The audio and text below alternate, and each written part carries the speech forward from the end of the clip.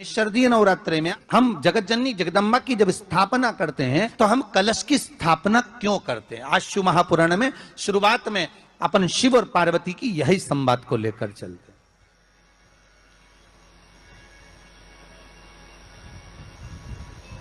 आखिर कलश में ऐसा क्या है, कलश के अंदर आखिर ऐसा क्या विराजमान है कि 33 कोटि देवता उस कलश के अंदर आकर बैठ जाते हैं। महाराज,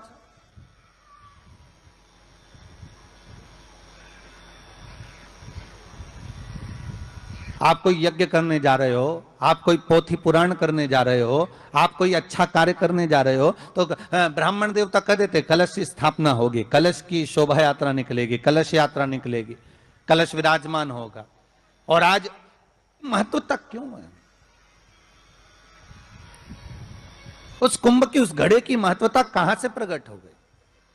शिव महापुराण की कथा कहती है महाराज, भगवान ओघड़दानी शंकर स्वयं आद्य शक्ति जगदम्बा से कहते हैं कि जगदम्बा तू क्या चाहती है बोल। तो जगत जननी जगदम्बा कहती है कि जहां मैं हूं वहां शंकर है। ये आपने कह दिया, पर जहां शंकर है वहां पार्वती का होना जरूरी है। उसके लिए सिद्ध करने के लिए एक स्थान ऐसा बनाया जाए जहां पर शंकर विराजमान है और शंकर के साथ पार्वती विराजमान है। तो शिव जी ने कहा पार्वती, उसके लिए मैं तुझे एक सुंदर कलश का निर्माण कर देता हूं।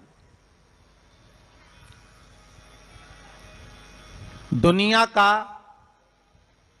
रचनाकार, दुनिया की रचना करने वाले महाराज, संपूर्ण ब्रह्मांड की रचना करने वाले, जिनको भगवान शिव ने स्वयं ब्रह्मदेव से कहा है कि ब्रह्मा जी तुम सृष्टि खंड को आगे बढ़ाइए, सृष्टि की रचना कर। ब्रह्मा जी कह रहे हैं नाथ,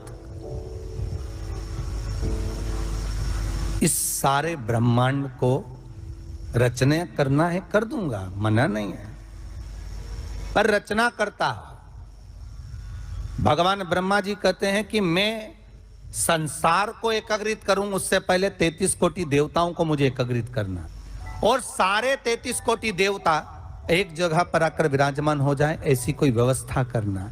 शंकर भगवान ने कहा बनाओ ब्रह्मदेव, तुम निर्माण करो। ब्रह्मा, शास्त्र कहता है कि भगवान शिव स्वतः, शंकर तो शंकर है, भगवान शंकर ने एक मट्टी का सुंदर सा भाग ढेला एकत्रित करा, उस ढेले से भगवान ने एक सुंदर कुंभ का निर्माण करा, एक सुंदर कलश का निर्माण करा। भगवान कुंभ का निर्माण कर रहे हैं, भगवान कलश का निर्माण कर रहे हैं, और भगवान स्वयं ब्रह्मदेव कर रहे हैं कि आप ऐसा निर्माण कर दो जिसमें 33 कोटि देवता स्वतः विराजमान हो जाए। तो भगवान ने उस कलश का निर्माण कर दिया। अब कलश का निर्माण करा तो स्वयं भगवान ब्रह्मदेव बोले प्रभु इस कलश के अंदर मेरा स्थान कहां है?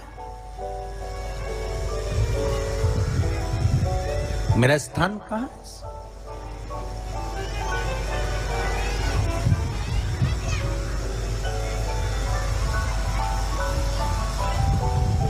बहुत ध्यान देना महाराज, कलश का जो मुख होता है उस मुख पर भगवान विष्णु का स्थान होता है।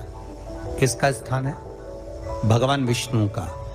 थोड़ा सा नीचे आओगे, जहां से कलश का मुख दबा हुआ होता है वह जगह भगवान स्वयं शिव की होती है। किसकी जगह है? भगवान शंकर की। कलश का अग्रभाग, नीचे का भाग जहां से फैला हुआ होता है वहां ब्रह्मा का आधिपत्य स्थापित होता है। फिर कलश का जो नीचे का भाग होता है वो भगवान शिव और शक्ति का स्थान होता है। कलश के बाहरी भाग में, जहां पर बाहर का हिस्सा होता है, उस कलश के बाहरी भाग में 33 कोटि देवताओं को भगवान शंकर ने लाकर विराजमान किया होता है। महाराज, भगवान शंकर 33 कोटि देवताओं को निमंत्रण देकर उस कलश में विराजमान कर दिया। कितना सुंदर लिखा है देवी भागवत के अंदर कि जहां कलश की स्थापना होती है उस जगह पर किसी देवताओं को बुलाने की जरूरत नहीं होती। 33 कोटि देवता उस जगह पर स्वतः विराजमान हो जाते हैं। स्वयं 33 कोटि देवता स्वयं वहां विराजमान। अब कलश मेरा प्रतिबिंब है ये तो कहा, भगवान की कथा कह रही है। ओगड़दानी त्रिकालदर्शी कैलाशी शंभु के पास में उस समय पर कामदेव की धर्म पत्नी रति भी है, जिसके नयनों में जल भरा हुआ। शिवजी ने पूछा, बोलो रति,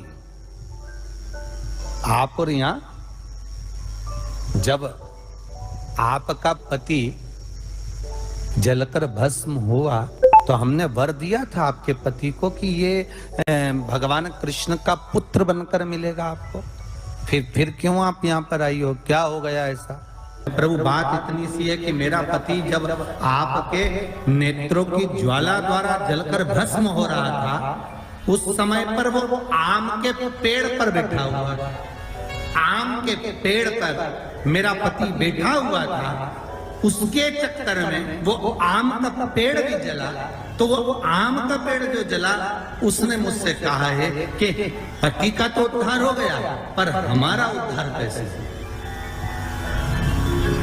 अब देखिए, कई लोग कहते हैं प्रश्न करने वाले पीछे नहीं हटते महाराज, बहुत प्रश्न करते हैं और प्रश्न कर कर पूछते हैं, गुरुजी ये कलश के ऊपर आम के पत्ते क्यों लगते हैं? उसका उत्तर है, ध्यान दीजिए। प्रश्न बहुत है तो उसके उत्तर भी बहुत है, बस उसको समझने वाला चाहिए। और आप लोगों को तो आज बहुत बहुत भगवान ने कृपा करी है, जो आप पहले दिन ही कलश स्थापना होती और पहले दिन ही आपको ये ज्ञान हो जाए कि बच्चे पूछे कि कलश क्यों रखा जाता है, कलश के ऊपर आम के पत्ते क्यों लगाए जाते हैं, कलश के ऊपर नारियल क्यों रखा जाता है, कलश के ऊपर 9 बार मोली क्यों बांधी जाती है, मोली मतलब लच्छा नाड़ा 9 बार क्यों लपेटा जाता है नारियल के ऊपर, कलश के ऊपर जब रखा है।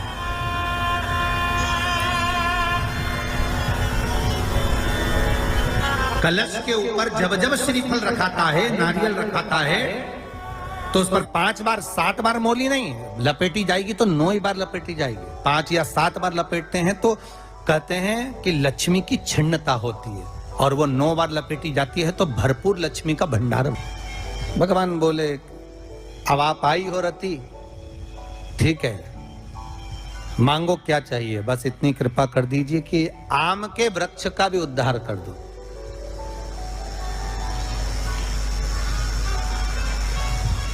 शिवजी ने कहा, हम वर प्रदान करते हैं रति, जहां शिव और शक्ति है, जहां 33 कोटि देवता इस कलश के अंदर विराजमान होंगे, उस जगह पर स्वयं कंठ पर जहां पर मेरा निवास होगा, उस जगह पर ये आम के पल्लव अमृत के तुल्य माने जाएंगे, और इनका निवास हमारे ही हाथ में, हमारे ही हस्त कमल में विराजमान होगा, हमारे ही हाथ में। अब आम के पल्लव को बाबा ने विराजमान किया। अब आया है उसके ऊपर क्या रखते हो, श्रीफल नारियल, ठीक है।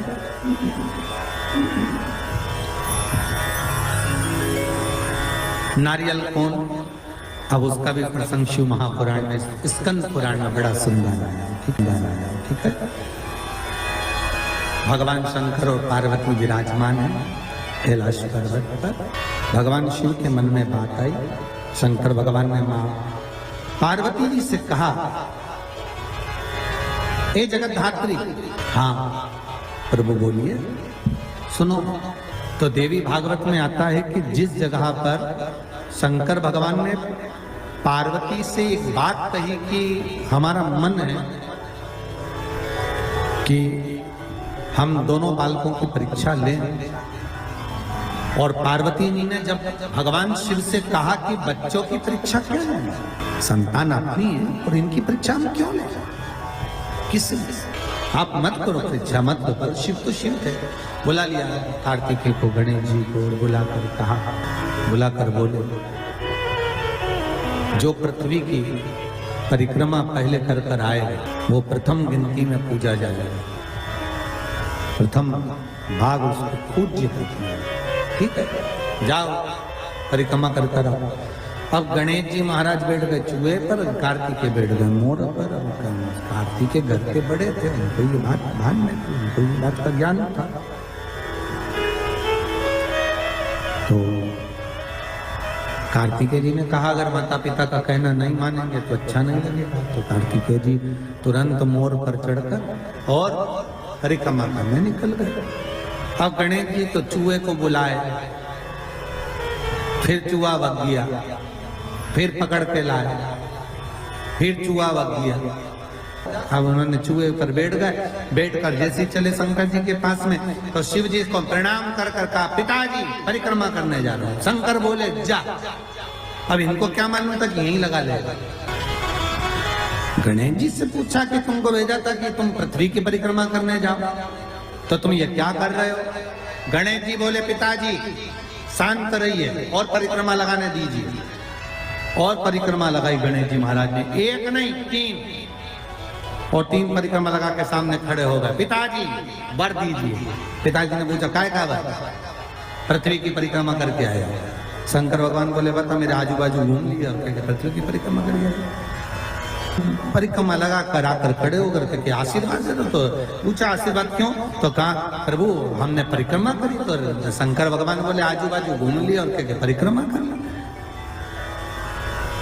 इसको कोई परिक्रमा करते हैं। गणेश जी बोले और नहीं तो माता पिता में आकाश, माता पिता में पाताल, माता पिता में पृथ्वी, सब तो माता पिता में ही और सब माता पिता में, इसलिए आपकी लगा ली सबकी हो गई। शंकर जी खुश हो गए। शंकर जी ने आशीर्वाद दे दिया। अच्छा तो शंकर भगवान ने तुरंत वर दे दिया, प्रथम गिनती में तुम गिने जाओगे तथास्तु। पार्वती जी को तो मालूम ही नहीं पड़ा कि कब वर दे दिया, नहीं तो पार्वती जी तो खड़ी हो जाती। अब आ गए कार्तिक। कार्तिक ने आकर कहा दंडवत करता हूं पिताजी, प्रणाम। हम तुम्हें देवताओं की सेना के सेनापति बनाते हैं। कार्तिकेय की आंख से अश्रु बहे। देवताओं की सेना के सेनापति, क्या मैं प्रथम गिनती में नहीं आऊंगा? नहीं। क्यों? गणेश जी ने प्रथम गिनती में आ गए। गणेश जी ने परिक्रमा कर ली। किसकी करी? हमारी। पिताजी आपने कहा था पृथ्वी की परिक्रमा कर कर जो आएगा प्रथम गिनती में गिना जाएगा, तो पहली परिक्रमा पृथ्वी की तुमने नहीं करी, फिर गणेश ने नहीं। पार्वती जी उड़ गई। क्या बात है कार्तिकेय? कार्तिकेय ने कहा माँ पिताजी ने गलत निर्णय दे दिया। क्या गलत निर्णय दिया? गणेश जी को प्रथम गिनती में दे दिया और मैं परिक्रमा कर कर आया। सारी बात मालूम पड़ गई कि गणेश जी ने चूहे पर बैठकर शंकर पार्वती की परिक्रमा करी, ये हुआ वो हुआ, सब मालूम पड़ गया। पार्वती मैया की आंख में से आंसू बहने लगा। पार्वती उठकर खड़ी होकर शंकर भगवान से बोली प्रभु बहुत भोले हो आप, इसलिए आपका नाम भोला शंकर है। बहुत भोले। एक बेटे को भेज दिया पृथ्वी की परिक्रमा करना और दूसरे बेटे ने आपकी परिक्रमा करी और आपने उसे वर प्रदान कर दिया। इतने भोले। पुत्रों में भेद कर जगत जननी मां पार्वती खड़ी हो गई। पार्वती जी ने कहा यह आपने श्रेष्ठ नहीं किया। पार्वती जी बोली मुझे अच्छा नहीं लगा आपने निर्णय जो दिया। क्या चाहती हो पार्वती? पार्वती जी कहती हैं आज मुझे एक वर देना पड़ेगा। बोलिए क्या वर चाहिए? भोलेनाथ मुझे वर ये चाहिए कि आज के बाद आपकी कोई परिक्रमा ही ना हो। मुझे वर दे दो कि शंकर की परिक्रमा कभी नहीं होगी, शिव की परिक्रमा का विधान नहीं होगा। शंकर भगवान ने पार्वती को तथास्तु कह दिया। आज के बाद शंकर के मंदिर में शिवलिंग की कोई परिक्रमा नहीं करेगा। कभी आपने करते हुए देखा किसी को? नहीं। शंकर की परिक्रमा होगी तो आधी यहां से चालू होगी, वहां तक जाओगे फिर वापस आगे। यहां तक शिव महापुराण की कथा कहती है कि शंकर की आरती के बाद जो परिक्रमा भी होती है ना वो भी पूरी नहीं करना चाहिए, आधी कर कर वापस हो जाना चाहिए शिव की आरती के बाद। कई लोग शंकर जी की आरती उतारने के बाद जो परिक्रमा करते हैं ना, आरती की थाली लेकर चारों तरफ घूमते हैं, उसको भी आधा घूमो और आधे में वापस आ। शिव परिक्रमा कर वर दीजिए। आप वर प्रदान करो, हमें वर दे दो। पार्वती मैं तुझे वर देता हूं, शिव की परिक्रमा कोई नहीं करे। और अगर शंकर की परिक्रमा कोई भूल से भी करेगा तो उसको दोष लगेगा, उसका पुण्य छिन्न। इसलिए शंकर की परिक्रमा लोग नहीं करते, क्योंकि उनने जो दान करा, पुण्य करा, सत्कर्म करा, भजन करा, कीर्तन करा, उसका पुण्य धीरे धीरे धीरे धीरे समाप्त होते चले जाता है, उस पुण्य की क्षीणता होती है।